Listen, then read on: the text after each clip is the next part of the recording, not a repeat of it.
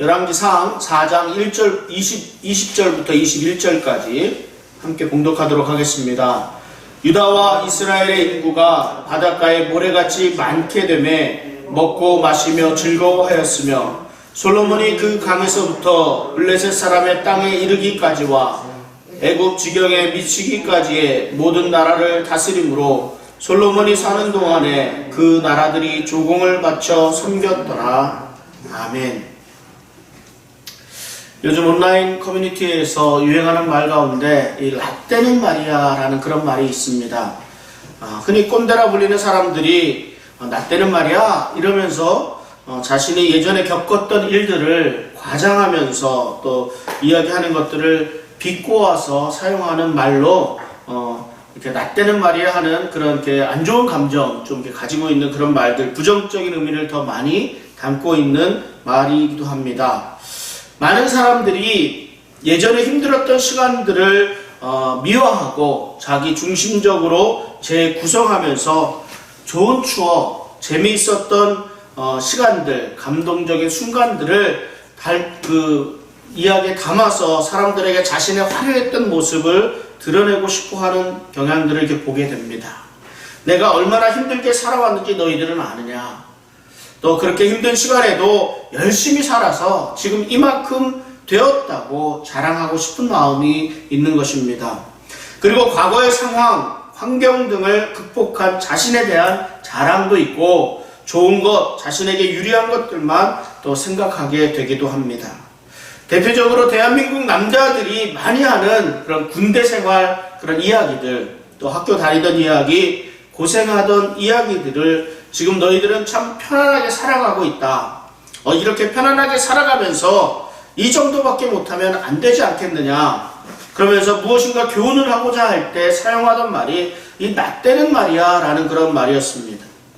이 말을 일부 사람들이 예전에 겪었던 경험담을 이야기할 때 조금 코믹하게 바꾸어 사용하는 말이 이 라떼는 말이야 라는 말이 되었습니다. 부정적인 의미를 조금은 가지고 있지만 부정적이지만은 않은 그런 조금은 추억으로 남은 이야기를 하고 싶어하는 많은 사람들에게 사용되어지면서 오히려 과거에 얽매이지 않고 변화된 사회를 인정해야 한다는 그런 의미로 이렇게 퍼지게 된 재미있는 말이 이 라떼는 말이야 라는 말이 되었습니다. 이 열왕기서는 이스라엘 백성들이 포로로 잡혀간 그 바벨론의 어느 도시에서 기록되었습니다. 이때는 이스라엘 백성들이 바벨론의 강변에서 시온을 기억하며 울었던 때이기도 합니다. 그리고 자신들에게도 이 평화와 번영의 때가 있었다는 사실을 기억했습니다. 그때가 언제인지 무엇 때문인지 어떻게 그렇게 되었는지 기억하며 이스라엘 역사상에 가장 번성기였던 이 솔로몬 왕국 시대의 전반을 기록하고 있는 부분이 요약하고 있는 부분이 열왕기상 4장이라 할 수 있습니다. 가장 암울한 시기에 가장 번성했었던 지난날을 생각합니다. 라떼는 말이야 라고 운을 떼는 것만 같습니다. 지금은 비록 바벨론에서 포로 생활을 하고 있지만 예전에 솔로몬 왕 시대에는 얼마나 번성했는지 너희들은 알고 있니? 라는 말입니다. 그러면서 역사를 기록하고 있습니다. 과거 번성했던 때를 기억하며 지금은 비록 우상 숭배와 하나님에 대한 불순종으로 인해서 이런 비참한 처지에 떨어지고 말았지만 언젠가 하나님과의 관계를 회복해서 과거의 영광을 되찾아야 하지 않겠느냐는 희망을 담고 있습니다. 지난 3장에서 하나님은 솔로몬에게 지혜는 물론이거니와 부와 영광까지 주시겠다고 약속하셨습니다. 이 하나님의 약속이 솔로몬 통치 전반에 걸쳐서 어떻게 성취되었는가 그 결과물들이 4장에 기록되어 있습니다. 그리고 솔로몬 시대에 큰 번영을 누릴 수 있었던 것이 하나님의 말씀, 율법을 성실하게 지켰던 솔로몬과 그의 백성들에게 주어진 하나님의 축복임을 강조하고 있습니다. 본장에서는 이 솔로몬이 왕이 된 이후의 역사를 기록하는데 시간적 순서대로 기록하지 않고 솔로몬 시대의 업적, 그 명성을 중심에서 종합해서 설명하고 있습니다. 먼저 솔로몬의 내각 구성에 대해서 설명을 합니다. 아버지 다윗 왕 때의 내각을 소개할 때는 사실 군대 장관 요압부터 시작을 합니다. 다윗 왕의 업적은 수많은 전쟁에서의 승리로 나타납니다. 그러나 솔로몬 시대의 내각은 제사장과 사관으로부터 시작을 합니다. 다윗 시대에 있었던 그렛군, 블렛군이라는 이런 군사 조직은 사라지고 솔로몬 시대에는 이 관리장과 국내 대신이라는 자리가 새롭게 세워지는 것으로 봅니다. 그만큼 솔로몬 시대의 살림살이가 커졌다는 것을 알 수 있습니다. 군사력 중심에서 이제는 백성들의 평화와 안녕을 우선시하는 그 시대로 성장했음을 나타내고 있습니다. 그런데 이 구절들 가운데 관심이 가는 구절들이 있습니다. 솔로몬의 내각을 설명하는데 유독 누구의 아들 이런 말들이 많이 눈에 띕니다. 사독의 아들 아사리야, 시사의 아들 엘리후렙, 여호야다의 아들 분하야, 나단의 아들 아사리야, 나단의 아들 사붓, 압다의 아들 아도니람 등입니다. 물론 이 사독과 아비아달과 같은 제사장들은 그 제사장직을 계속해서 이어갔지만 그들의 아들들이 또한 중요한 자리를 차지하게 되었다는 것입니다. 지방행정관에 임명된 사람들도 또한 마찬가지입니다. 아버지 다윗 왕 때 충성을 다하던 신하들의 아들들이 중요한 자리에 임명이 되는 것을 봅니다. 그러니까 솔로몬이 내각을 구성하면서 아버지 다윗 때의 사람들을 무시하지 않았다는 것입니다. 옛사람들을 적재적소의 위치에 잘 세워두고 또한 그 아들들까지도 중용하면서 그 능력을 이어가도록 했습니다. 뿐만 아니라 새로운 부서를 신설하고 새로운 인재를 등용하면서 이 신국 간의 조화를 이루도록 합니다. 하나님이 주신 지혜는 이렇게 적재적소에 사람들을 세우는 데서부터 시작되었습니다. 사실 한 사람이 모든 일을 다 할 수는 없습니다. 내가 감당해야 할 일이 있습니다. 그러나 많은 사람들, 특히 리더의 위치에 있는 사람들은 내가 다 욕심이 많아서 내가 다 혼자 할 수 있을 것이라고 생각을 합니다. 내가 아니면 안 된다고 생각하는 사람도 참 많습니다. 물론 많은 재능을 가지고 있는 분들도 있습니다. 이런 분들의 수고가 참 크기도 합니다. 그러나 모든 것을 혼자서 다 할 수는 없습니다. 저희 교회가 어려운 가운데 교회 건축을 진행하고 있습니다. 감사하게도 하나님의 은혜로 마무리 단계에 접어들고 있습니다. 건축이 진행되는 과정을 보니까 교회 건축을 준비하는 사람, 또 사람들에게 동기를 부여하는 사람, 현장에서 감독하는 사람들이 다릅니다. 뒤에서 지원하는 사람이 있고 몸으로 뛰는 사람이 있습니다. 이제 우리 교회는 또 다른 일꾼들이 필요합니다. 이렇게 세워진 교회를 잘 관리하는 일들입니다. 청소하고 꾸미고 유지하고 보수하는 일들은 또 다른 분들이 감당해야 될 일들입니다. 솔로몬의 지혜를 통해서 새로운 내각이 구성되는 것을 보면서 다시 한번 생각하게 됩니다. 리더는 혼자서 모든 것을 다 할 수는 없다라는 것입니다. 나 혼자 모든 것을 하려고 생각하지 말고 자신의 능력에 감당할 수 있는 일이 무엇인지를 잘 파악해서 나는 거기에 집중할 수 있어야 합니다. 그리고 각 사람들의 능력을 잘 이해하고 그들이 온전히 일할 수 있도록 도우며 함께 세워 나가야 할 것입니다. 우리 교회가 이제 새롭게 시작해야 될 때가 되었습니다. 이전에 할 수 없었던 일들을 이제는 할 수 있게 되기도 합니다. 이전의 상황과 환경이 막고 있었던 많은 일들이 열리게 되었습니다. 많은 수고와 헌신으로 아름답고 건강한 우리 벨리 한인 장로교회가 세워질 수 있기를 기대합니다. 이 솔로몬의 내각 구성 가운데 사관이라는 직무가 있습니다. 몇몇 안 되지만 유일하게 임무가 다윗 시대부터 솔로몬 시대까지 함께 연임이 된 사람들이 있습니다. 그 가운데 이 사관 여호사밧은 다윗의 시대 때부터 사관을 담당했는데 솔로몬 왕 때까지 연임이 되었습니다. 이 사관이라는 말은 기억나게 하다, 생각나게 한다라는 그런 말의 뜻을 가지고 있습니다.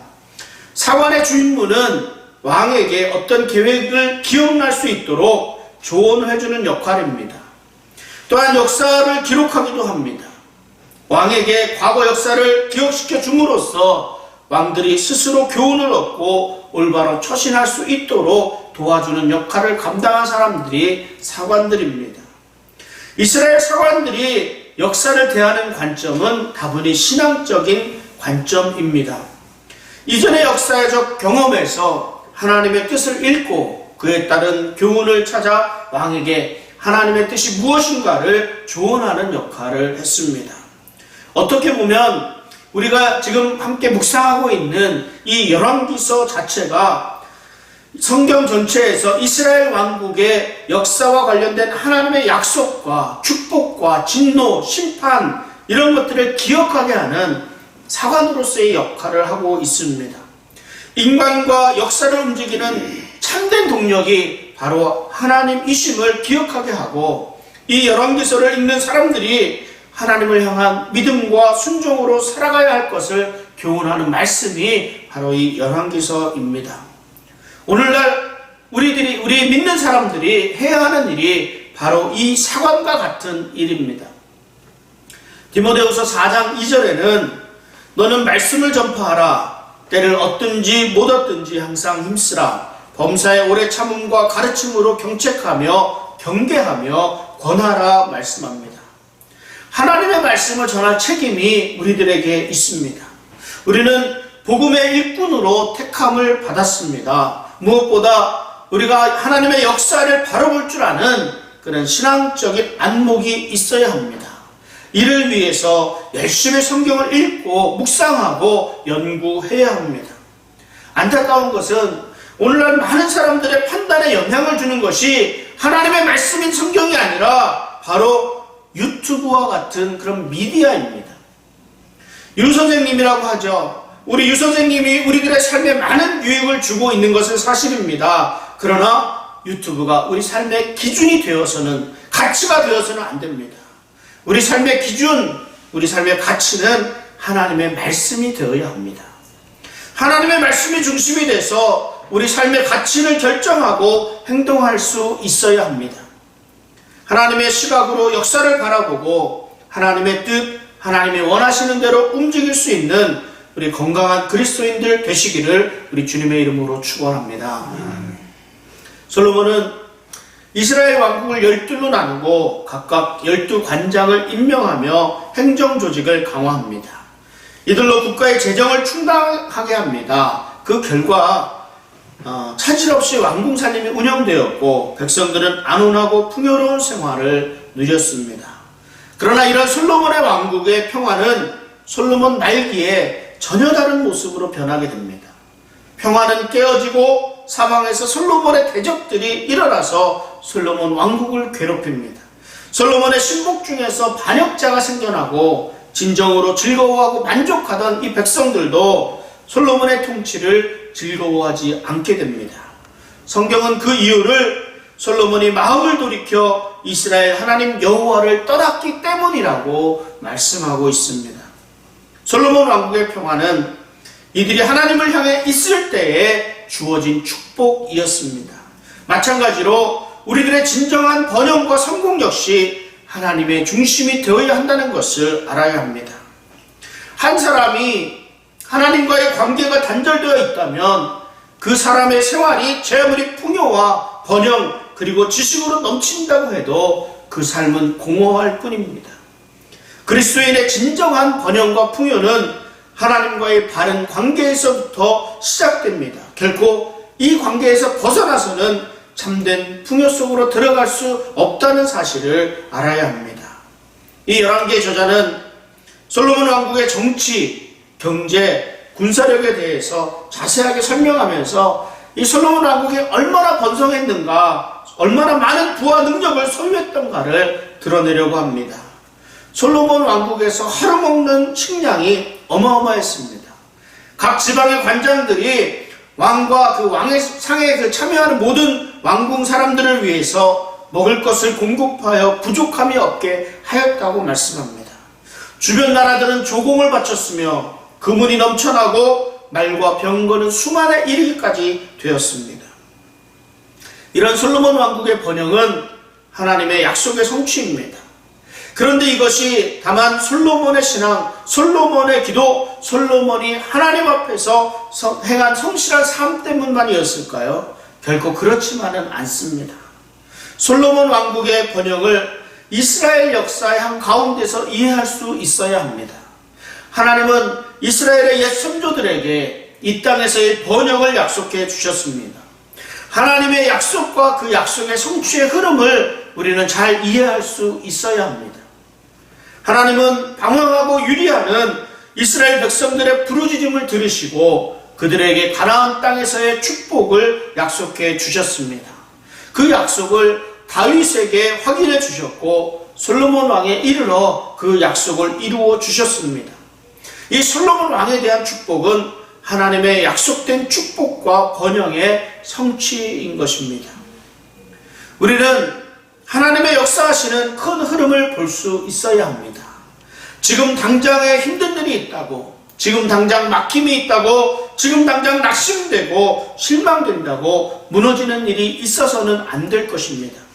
신실하신 하나님, 약속의 말씀은 반드시 이루어 주신다는 확신을 가지고 인내하며 어려운 시기를 지나고 나면 하나님의 약속의 말씀은 반드시 이루어지는 줄을 믿습니다. 솔로몬은 하나님으로부터 지혜는 물론이거니와 부와 영광까지 받는 은혜를 누리게 되었습니다. 그런데 솔로몬이 이러한 부와 영광에는, 누리게 된 이러한 부와 영광에는 양면성이 있다는 것을 알아야 합니다. 솔로몬 왕국은 정치, 군사, 경제적으로 안정을 취하게 되었습니다. 주변 국가들은 정략 결혼을 통해서 서로 침범하지 않겠다는 동맹 관계를 맺었고, 또한 나라를 지키기 위한 군사력을 보면 애국과 이방 나라들로부터 구입한 말과 병거가 수만에 이르게까지 되었습니다. 이러한 결과물들은 솔로몬의 능력을 볼 수 있는 귀한 잣대가 되었습니다. 그러나 이러한 능력은 오히려 솔로몬의 타락을 가져오는 불씨가 되었습니다. 정략 결혼 등을 통해 외적의 침입을 막는 밝은 면이 있는 반면에 또 그 뒤에는 우상을 숭배하는 이방 여인들이 솔로몬 궁을 통해 이스라엘에 들어오게 되는 어두운 면이 생기게 되었습니다. 이방 여인들이 들여온 우상들로 인해서 이스라엘의 우상 숭배가 만연하게 되어가면서 결국 하나님을 떠나 우상을 섬기는 결과를 가져오게 되었습니다.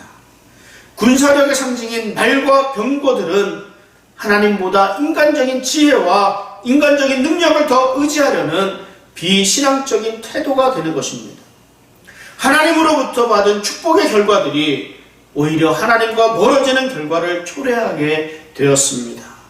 오늘날 우리 성도들은 하나님의 은혜로 부와 풍요를 누리며 살아갑니다.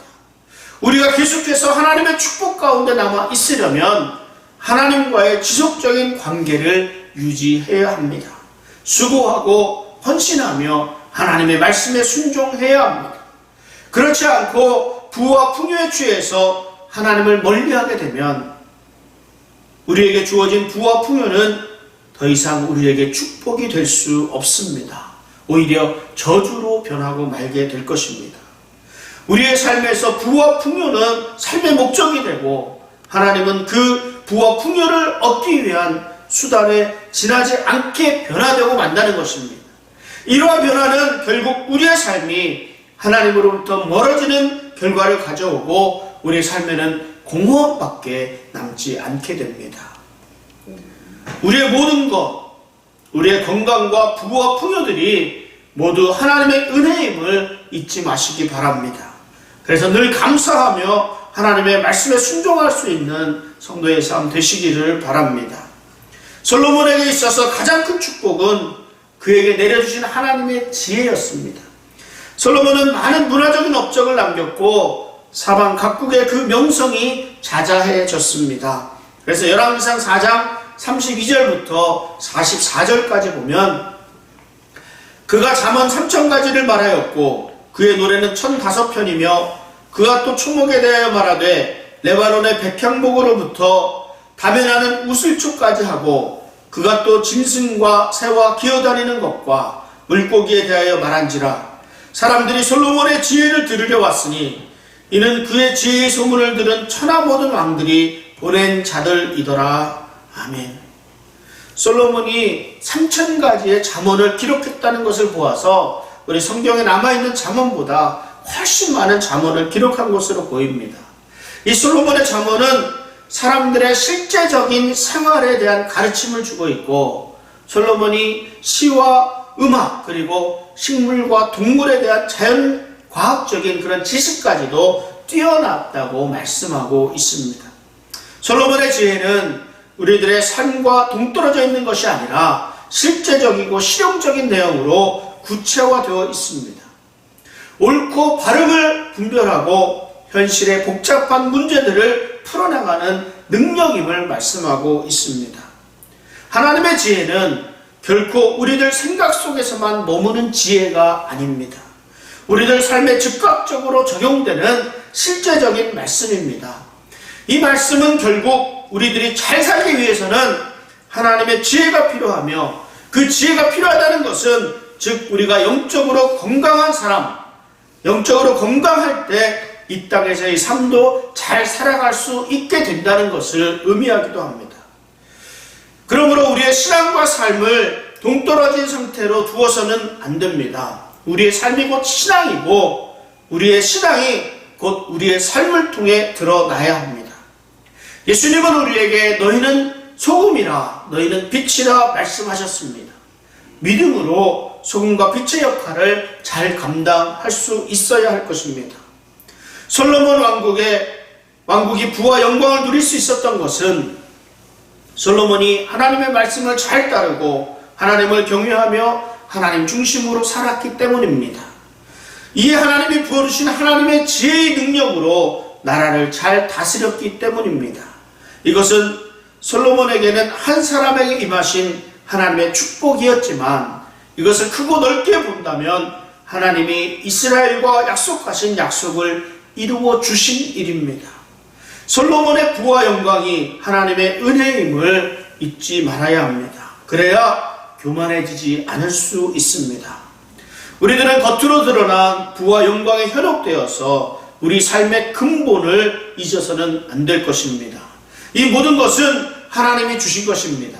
그러므로 우리가 하나님의 뜻, 하나님 중심으로 하나님의 말씀대로 순종하며 살아갈 때 우리가 하나님의 축복 아래 거할 수 있다는 것을 잊지 않아야 합니다.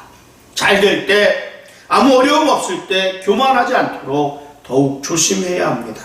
솔로몬은 이 모든 영광 가운데 자신의 삶이 헛된 삶임을 나중에 가서야 알게 되었습니다.